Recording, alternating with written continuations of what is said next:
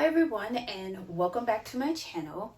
Today, if you could tell by the thumbnail and the title, I am going to be talking about how I just recently uploaded my 100th YouTube video. That's right, I have published 100 YouTube videos as of last Sunday. Now, this does not mean that I have 100 YouTube subscribers. No, because I don't have 100 YouTube subscribers, but the fact that I have 100 YouTube videos published, that is a feat in itself. So join me today as I talk about how I started and where the channel is going to go from here moving forward, or rather my plan that I have for my channel moving forward. So if you like this video and want to hear more, stick around. Be sure to subscribe and let's get started. So I have my notes here. So if you see me looking to the side, I have my notes. So let's talk about the beginning. So I started my YouTube channel in 2019. I thought that it was going to be super easy. I thought I was going to get super fast growth, the whole 9 yards. Everything that you see on social media, and you hear people talking about, oh, it's easy to do this. Oh, I have this. It is not easy at all. So I literally started with what I had, of course, as they always tell you. And after about maybe a couple months, I ended up putting it down, walked away from it. I really can't even remember. I don't think I was in the headspace to do it.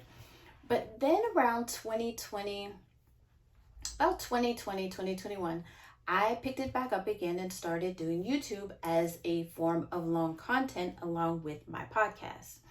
So from that point on, I began to become a little bit more consistent with it, because YouTube is definitely about consistency and being able to keep on doing it, because that's the only way that you're going to get better. So I have gotten better with consistency, even though I'm not as good as I would like to be, but I have learned a few things along the way. So let's get started with a couple of the things that I have learned along the way with YouTube and my channel. So number one, you need a plan. That's right. You just can't post videos just to post videos. That's what I did. If I felt like it, I would post a video. If I didn't feel like it, I would probably go weeks or months without posting a video and would pop up every now and again, which in turn allows you, you end up falling off because you don't have a consistent schedule.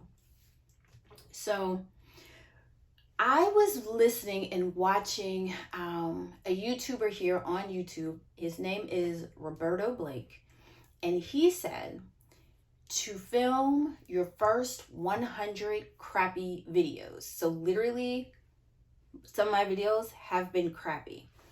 I did that, and what I found out was the more I did it, even though I didn't have a plan, and well, I guess I had a little plan, and that was just to be consistent. I became more comfortable with being in front of the camera and speaking. It hasn't become second nature, but it does get better every day. One of the things that I realized is that the entire time of my 100 crappy videos, that I was filming my videos vertical with my phone when I should have been filming horizontal. So that has been changed as of a few weeks ago, or maybe even a month ago. But what I learned is that this isn't easy at all. And not having a plan, you're not able to figure out where you want your channel to go or what you want your channel to be. But in the beginning, I just wanted to post content. I wasn't worried about SEO. I wasn't worried about titling or thumbnails. I wasn't even really worried about lighting or even audio. I just wanted to post videos. And one thing that I also realized is, as I looked back on people's older videos, some of them didn't really have a plan either, but they kept on going. And I think that's the biggest thing. So if you do have a YouTube channel or you're thinking about starting a YouTube channel, have a small plan. Even if it's filming your first 100 crappy videos like I did, and that somehow became my plan probably when I was around 50 videos or so to get to this 100 point mark, just do that, even if that is your plan, because that will at least allow you to become comfortable with editing and scheduling on a regular basis, because those are the things that you really need to work on. And then now I'll start worrying and working on everything else.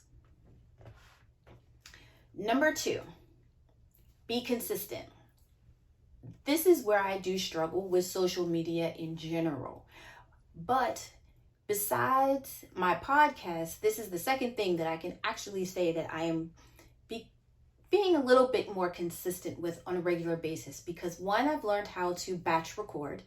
So for me, I batch record videos while I'm while I'm recording my podcast. I film the video. Quick story, I actually already filmed this video Sunday, but when I went to go edit it today, half of my head was cut off. So I am literally here re-recording this video, and I have another one to re-record. But that goes back to the consistency part of it, that even though I had to delete those videos, in order for me to keep consistent and to keep my schedule, I had to come in here in my closet and I am re-recording this video. The lighting is crappy because I'm in my closet. My ring light doesn't work anymore and I need to get a new one, but it's not stopping me from being consistent. So as I become better with it and learning the simple things here and there with becoming consistent, which for me has been batch recording, has been a huge benefit for me, because that way I can film at least 4 videos at one time. And then I'll schedule time during the week to actually go in, do the thumbnails, do the description box, do a quick little bit of editing, because I don't do a lot of editing. I'm not that far into the YouTube edit world yet, but I do what I need to do just so that I can be consistent. And again, that's filming like my first 100 crappy videos. So being consistent. And when you do that, find a schedule that works for you. I know someone told me, Tiffany, you can at least do 1 video a week. Not trying to do 2 or 3 a week like a lot of people can do because they have the schedules to do so.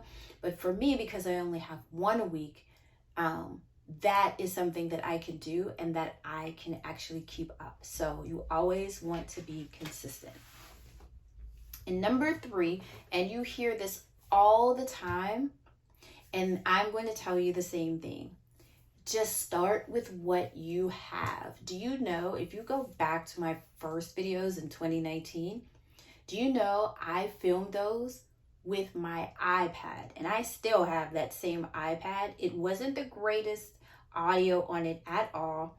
However, I started with my iPad. Oh, and I had a phone too, but didn't think about filming on my phone because I didn't have anything really to prop it up. So, and 2, I was like, it would be easier because I could literally at the time, I could upload, once I recorded a video on my iPad, I could literally upload it to YouTube from my iPad. But something happened with that, so I had to stop doing that. And I think that's when I actually stopped recording my videos, until I decided, hey, if you have your phone, go ahead and do that. So start with what you have.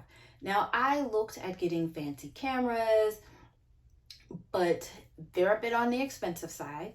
And I promised myself, actually, once I hit a certain point with being consistent, I would buy myself a camera. I didn't make it, and that was actually last year. I didn't make that goal, but at some point I will actually go ahead and set a goal to whenever I either hit a certain number of subscribers or hit another certain amount of videos, to go on ahead and buy me an actual camera of some sort. And if you know of any good cameras I can use once I get over using my phone, let me know in the comments. So what am I going to do next with my channel? Because I do now need a plan, a better plan than what I have. So for me, my next step is to hit 100 YouTube subscribers. So if you have not subscribed to my channel yet, please be sure to hit the subscribe button so that you are always in the know of what's going on and to help me get to 100 subscribers. The one thing that I have realized is that everybody's talking about when I'm looking on YouTube, it's how to get your first 1,000 subscribers, or how to get your first, how to get to monetization, to get the 4,000 watch hours, to get the monetization. Here's what I've realized, and I have to backscale. We have to remember that sometimes we tend to judge where people are in year 5, and we're only in like year 1, 2, or 3 with doing what it is that we're doing. So we have to remember that a lot of the YouTubers that have huge channels and a lot of subscribers, they've been doing this for like 5, 6, 7, 10 plus years, and have probably started multiple channels and have given up just like we did and started just like here. Like right now, I'm filming in my cloffice that I created for myself just so I could have a space to record my videos in. So the next step for me is just backtracking and saying, okay, let's first get to 100 subscribers first. And then once I get to 100 subscribers, then I can worry about working on getting to 1,000 subscribers, and worry also about beginning to get to the 4,000 watch hours so that I can become monetized. My channel can become monetized, and that's everybody's dream, is just, to have your YouTube channel monetized. So taking in those small steps, and then of course it will be trying to figure out what thumbnails work best. So now I'm playing around with thumbnails to see how that could help, because that's huge, working with titles. And it's funny because some of the content that I did in previous older videos was good content. So I'll probably add to my list to maybe redo those, refresh them a little bit, re-record them and put them up so that they are there and they're in a much better quality. And I've learned a lot more along the way, but just coming up with a simple plan and to move forward.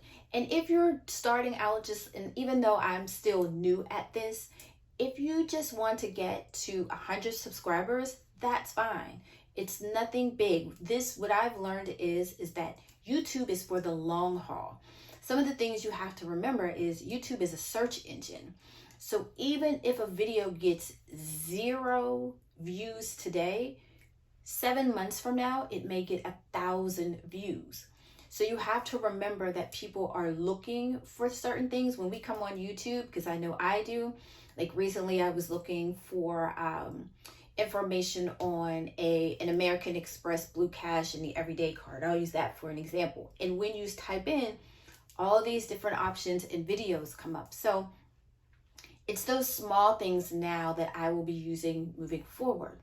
And the other thing that I will be doing with my channel is maybe giving it a small facelift, nothing too major, but just to better categorize, so when people come to my channel that they're able to see the different categories that I film and what different videos I have for different categories that I have on my playlist. So be sure to check out my playlist as well.